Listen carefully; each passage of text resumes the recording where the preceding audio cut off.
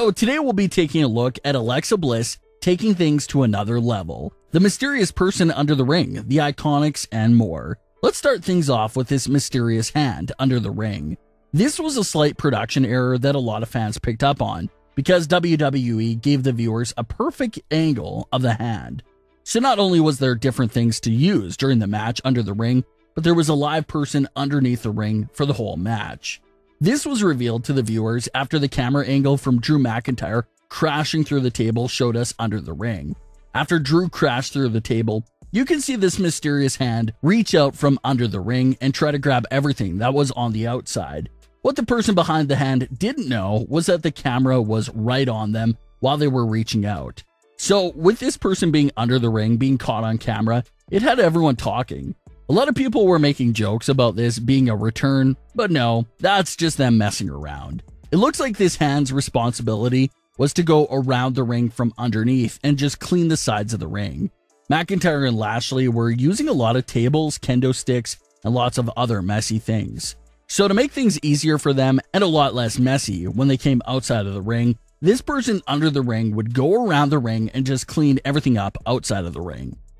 Now, who was it that was cleaning around the ring? Obviously, you can't tell because we just saw a hand, but fans speculate that it possibly could have been the first referee that went down earlier in the match. So that makes sense as well, but yeah, it was a camera angle mistake from WWE that accidentally revealed one of their secrets. They have someone under the ring who's responsible to clean up everything around the ring during chaotic matches like Hell in a Cell. Former WWE superstars known as Peyton Royce and Billie Kay are making big moves again outside of the WWE. Peyton and Billie were both stunningly and unexpectedly released from the WWE several weeks ago. Peyton and Billie have been staying active on social media in several ways.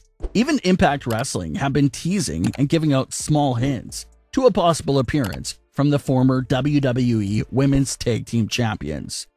Not only the Impact Wrestling teaser, but there's been some confirmed word on a new trademark that they have just filed for.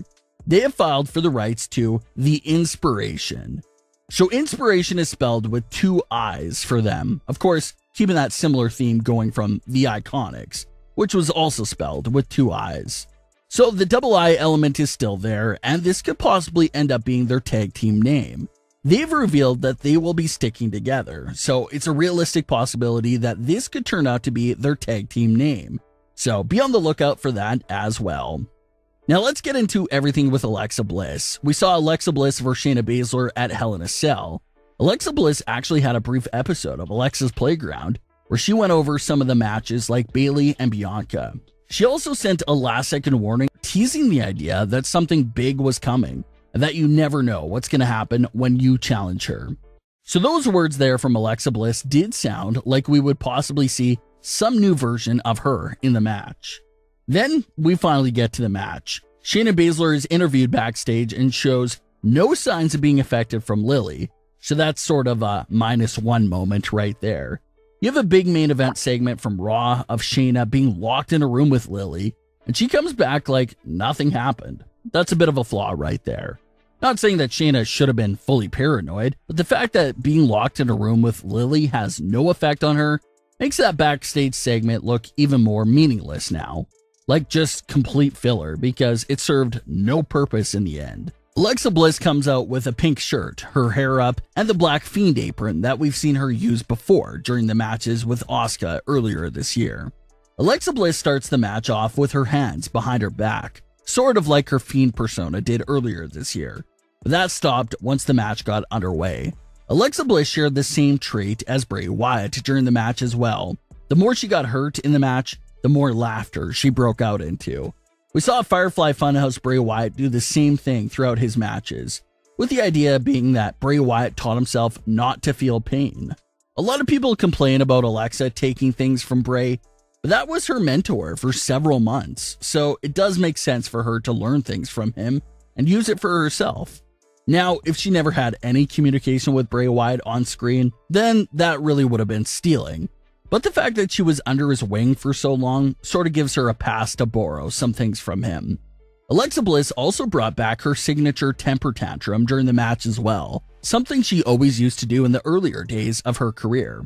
So that was another small nod to the old Alexa Bliss during the match. The story of the match wasn't what everyone was expecting, of Alexa debuting her fiend-like alter ego and persona.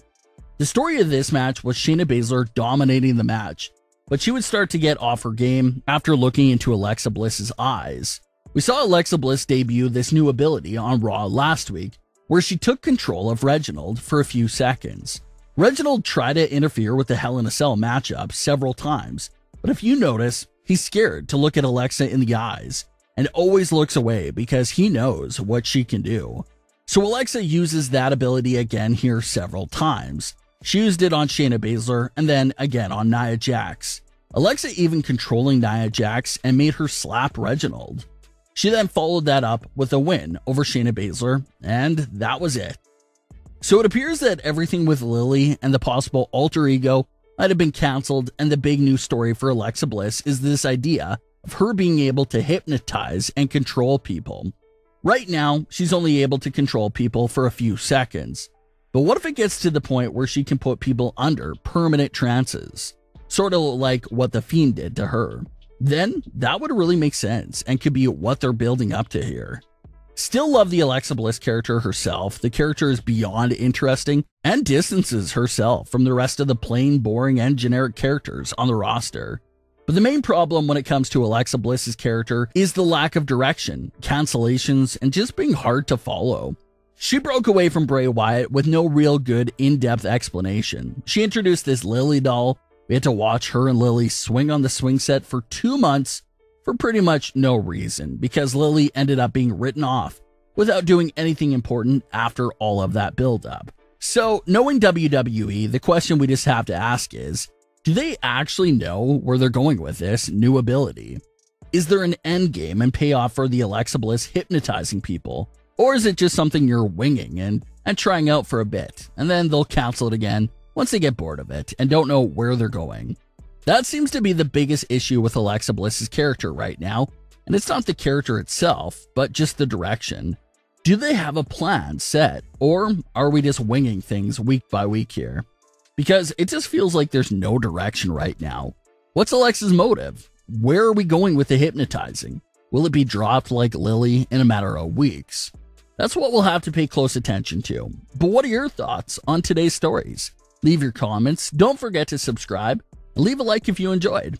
Thanks for watching, guys.